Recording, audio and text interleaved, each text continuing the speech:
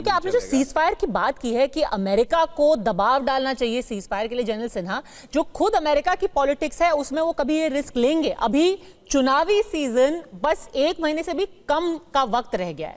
एक आपका अमेरिकी सिटीजन को कोल्ड ब्लड में हमास ने मार दिया, 1 ही महीना घटा है उसको, अक्टूबर के महीने में, सितंबर के महीने में हॉस्टेजेस को एग्जीक्यूट किया गया था। क्या अमेरिका इस पॉइंट पर कह सकता है इजराइल को कि आप सीज फायर कर दीजिए, हमास के साथ समझौता कर लीजिए? देखिए, अमेरिका में जो उनके जो डीप स्टेट हैं, जो पेंटागन है, या आप बोलिए कि जो उनका ओवल ऑफिस का जो डीप स्टेट जहाँ से बनती हैं चीज़ें, देखिए एज फार लेबनान के अंदर में, क्योंकि चेंज ऑफ रिजीम के ऊपर में अमेरिका उसके पीछे है।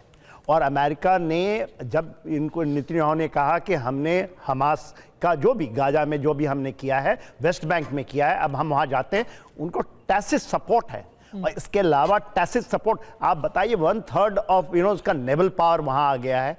अब उन्होंने B-2 बॉम्बर से उधर ये, या तो आप इन चीज़ों को छोड़ दीजिए, कहते हैं हम लोग बड़ा अच्छा है कि कोई सलूशन नहीं है, ये सब जुमले हैं कि मिलिट्री कोई सलूशन नहीं है। तो मिलिट्री को कहलाते किस लिए?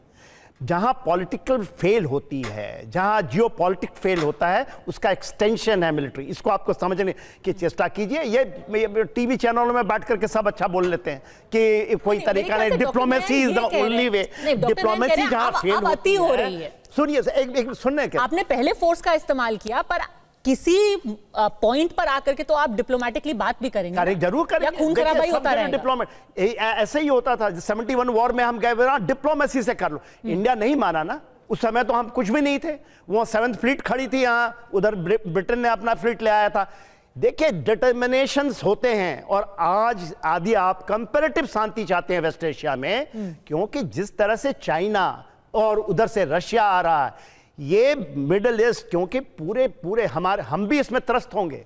इसका एक ही सलूशन है। और जो जिस तरह से ये जो एविल इसको आप मारिए, ये जिहाद है, इस्लामिक जिहाद, वो तो खुल के कह रहे हैं। हम उसको कहते हैं ना, ये डेमोक्रेटिक लड़ाई लड़ रहे हैं। पर इसमें तो और लोग जुड़ते जा रहे हैं। व्हाइट कॉलर हम लोग हैं ना, हम एनालिसिस व्हाइट कॉलर से करते हैं। अब मैं जैसे बोल रहा हूं, मेरे भी 40 साल का तजुर्बा है ना, ये भी इन चीजों में ये बहुत अच्छा होता है। आप पीछे पढ़िए, 2-3 किताबें लिखिए, आप बोलना शुरू कर दीजिए और आप बोलेंगे कि हम बहुत ज्यादा स्कॉलर हैं। ये नहीं होती है। देखिए, military comes only when everything fails. कर रहे थे ना 7 अक्टूबर के बाद, कौन किसको देख रहा था? बिल्कुल, पर 7 अक्टूबर के बाद आज आप शुरू कर, military has to finish the job. Heads off to that. How? When will you know that your job is finished? कब आपको पता चलेगा कि बस अब आप कह सकते हैं कि हमास खत्म है? आप ईरान ने कर दिया उसके ऊपर। सर, पहले आप सिर्फ हमास से लड़ रहे थे, पलटवार करेगा ही नहीं। अब आप हुती से लड़ रहे हैं, अब आप हिजबुल्लाह से लड़ रहे हैं, अब आप टर्की से लड़ रहे हैं, अब आप ये जो एक्सिस है आपका और बड़ा होता जा रहा है ना। लड़ने में क्या फर्क पड़ता है? इजराइल जिंदा है ना, 1 साल से तो आप लोगों ने मरी जाएगा। मैं इसी चैनल में, आपके डिफरेंट चैनल में, वो कहते हैं 10 दिन नहीं ये खड़ा रहेगा। 1 साल से ज्यादा का समय हो गया, बाल ना बाका हुआ है और आप लड़ रहे हैं। आप भले ही, चलो मैं नाम नहीं लूंगा, उनके लीडर को मार दीजिए, उनके चीफ को मार दीजिए, बोलिएगा खत्म हो गया। इजराइल 1 करोड़ से कम की संख्या, मगर वो पूरे विश्व के अंदर में वो अकेला लड़ रहा है। आपको लगता है कि लड़ते रहेंगे सिंगल जी टिल द एंड, जिसको कहता है till the last man is standing? No, वो गलत मत कीजिए। मैंने कभी नहीं कहा last man. Everything will reach. Condition तो बनने दीजिए ना। ईरान ने क्या किया? 2 बार अटैक किया ना उसके ऊपर। किस लिए किया है? वही चला रहा है ना, वो ईरान को छोड़ देगा?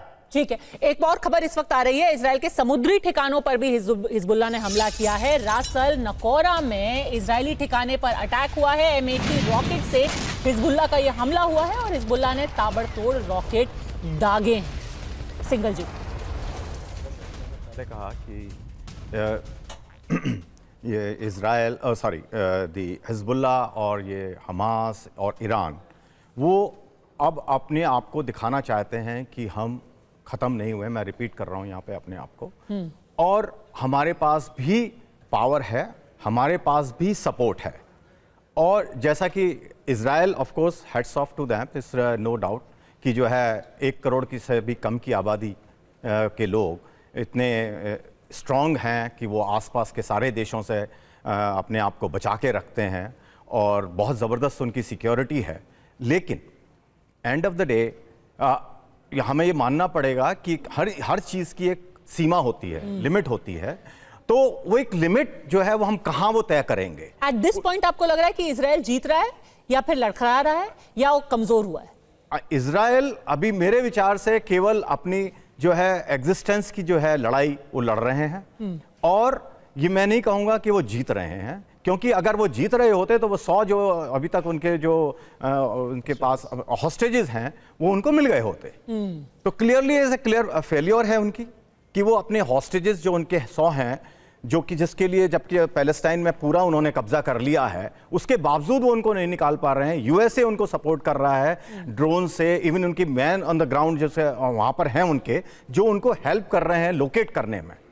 तो क्लियरली शो करता है कि जो हमास है या हिजबुल्लाह है या ईरानियन सपोर्टर हैं वो खत्म नहीं हुए हैं, उनकी अभी पकड़ मजबूत है, जबकि 1 साल से इजराइल पूरी शक्ति लगा करके खत्म करने की उनको कोशिश कर रहा है। ये बहुत जरूरी बात आप कह रहे हैं कि क्या इस मौके पर इजराइल को अपनी स्ट्रैटेजी रीथिंक करने की जरूरत है, क्योंकि अभी एक ये भी खबर आ रही है कि इजराइल से याह्या सिनवार की मौत का बदला ईरानी प्रॉक्सी लेंगे। सिनवार की मौत से और भी ज्यादा भड़केगा युद्ध। ईरान और हिजबुल्लाह की इजराइल को ये चेतावनी है, इजराइल से युद्ध के नए फेज की शुरुआत होगी, ऐसा कहा है हिजबुल्लाह ने। इस्लामिक रेजिस्टेंस ने भी अब बदले की धमकी दी है, और ये खबर बता रही है कि इजराइल चाहे हमास या हिजबुल्लाह जिसका भी शिकार करे, लेकिन उसकी मुश्किलें थमने वाली फिलहाल नहीं है।